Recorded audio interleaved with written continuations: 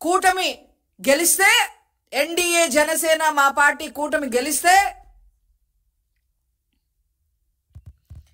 ఆ గెలుపుని జీర్ణించుకోలేక మమ్మల్ని వాళ్ళు కొట్టారు, వీళ్ళు కొట్టారు, వాళ్ళు చంపారు, వీళ్ళు చంపారు, ఇన్ని హత్యలు జరిగినాయి, అన్ని హత్యలు జరిగిన ఢిల్లీలోకి వెళ్ళి ధర్నాలు చేశారు, 36 మంది చనిపోయారని చెప్పి. సాక్ష్యాలు ఇవ్వు అని మొత్తుకున్నప్పటికీ కూడా మా గవర్నమెంట్, ముఖ్యంగా మా హోమ్ మినిస్టర్ గారు, అదేవిధంగా నారా చంద్రబాబు నాయుడు గారు, లోకేష్ గారు ఆ 36 లిస్ట్ ఇవ్వవయ్యా అంటే బెంగళూరు పారిపోయాం. ఇప్పుడేమో వరదల్లో మీ తప్పిదం వల్ల వరదలు వచ్చాయి. బుడమేరు ఆక్రమణకి గురవ్వటం వల్ల 2019 నుంచి 2024 వరకు ఆక్రమణకి గురవ్వటం వల్ల ఇప్పుడు లక్షల కుటుంబాలు అక్కడ వరద ముంపులో ఉంటే ముందు వాళ్ళని కాపాడాలని చెప్పి మేము మా పనిలో మేము ఉంటే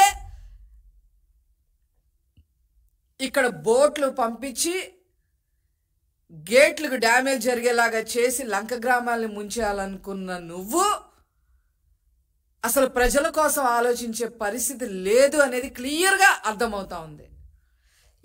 ఈ రాజకీయాల్లో 60 మంది చనిపోయారు అంటే చేస్తే శవరాజకీయం, శవాలు దొరక్కపోతే చంపేసి శవరాజకీయాలు చేయాలని ఈరోజు ఆ బోట్లను కూడా అక్కడ అరేంజ్ చేసి అవన్నీ వైసీపీ రంగులు టన్నులు ఇసుక దొంగతనం చేసేసారు. ఆ నందిగం సురేష్ అతన్ని వెళ్ళి మీరు పరామర్శించి వచ్చారంటే మిమ్మల్ని ఏం అడగాలి అని చెప్పి సందర్భంగా అడుగుతా ఉన్నారు. అసలు ఏంటి నందిగం సురేష్ అని చెప్పి ఆలోచిస్తే మాకు మతి పోతుంది. ఎఫిడవిట్లు చూస్తుంటే 2019లో ఉన్న ఎఫిడవిట్లకి ఇతని ఆదాయానికి 2024లో ఇతని ఎఫిడవిట్లకి ఒక సామాన్య ఫోటోగ్రాఫర్ ఇంత సంపాదించాడా అంటే అసలు ఆశ్చర్యం వేస్తూ ఉంది. లెక్క పెట్టలేనన్ని కార్లు, నగర శివార్లో ముఖ్యంగా హైదరాబాద్ శివార్లో ఎకరాల భూములు, మళ్ళీ ఈయనేదో ఒక పెద్ద నాయకుడిలాగా ఈయన మీద వందల కోట్లు ఖర్చు పెట్టి బయోపిక్ తీస్తున్నారంట, సినిమా తీస్తున్నారంట. ఎవరైనా సరే నాకు ఇప్పుడు ఒకటి బాగా అర్థమవుతుంది. ఇప్పుడు గోల్డ్ మర్చెంట్స్ అసోసియేషన్ అనో, లేకపోతే కార్మిక సంఘం అనో, లేకపోతే విద్యా సంస్థలు టీచర్స్ సంఘం అనో పెట్టుకుంటారు. ఎందుకు? వాళ్ళ హక్కులకి ఏదైనా భంగం కలిగితే ఆ సంఘాల ద్వారా వెళ్ళి మాట్లాడుకోవటానికి ఒక సంఘం ఏర్పరచుకొని అందులో మెంబర్స్ అవుతారు. ఈ దేశంలో ఉన్న క్రిమినల్స్ అందరూ ఒక సంఘంగా ఏర్పడి దానికి అధినాయకుడిగా జగన్మోహన్ రెడ్డిని ఎన్నుకొని దానికి వైసీపీ పార్టీ అని పేరు పెట్టి ఈ క్రిమినల్స్ అందరూ చెయ్యని దందాలు లేవు, చెయ్యని అకృత్యాలు లేవు. లైంగిక వేధింపుల దగ్గర నుంచి, మర్డర్ల దగ్గర నుంచి, మాఫియాల దగ్గర నుంచి వాళ్ళు చెయ్యని అరాచకం అనేది లేదు అనేది అర్థమవుతా ఉంది. ఎవరన్నా క్రిమినల్ రాగానే నువ్వెవరు, నిన్ను అరెస్ట్ చేసిన తర్వాత ఎవరైనా ఏమైనా క్రిమినల్ పని చేస్తే ఆయన అరెస్ట్ చేసిన తర్వాత పోలీసులు జనరల్గా ఏం చేస్తారు? నువ్వెవరు, ఎక్కడి నుంచి వచ్చావు, నీ తల్లిదండ్రులు ఎవరు, నీ స్నేహితులు ఎవరు అని అడుగుతారు.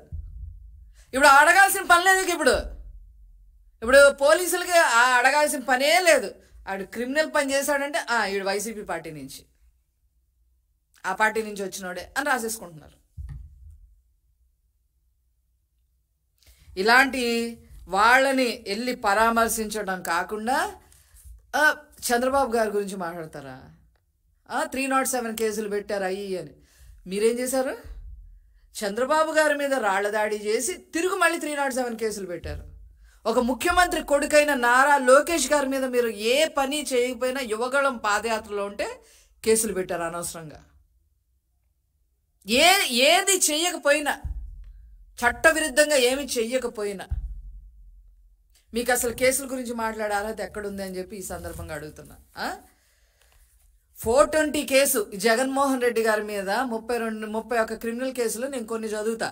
420 కేసు ఉంది, 408, 468, 440 ఐపీసీ సెక్షన్, 286, 283, 353, 341, 427, 147, 186, 188, 148, 114, 500, 499, 107, 290, 342, 120, 120B, 477A, 471, 506 ఇన్ని ఐపీసీ సెక్షన్ల కింద క్రిమినల్ కేసులు ఉంటే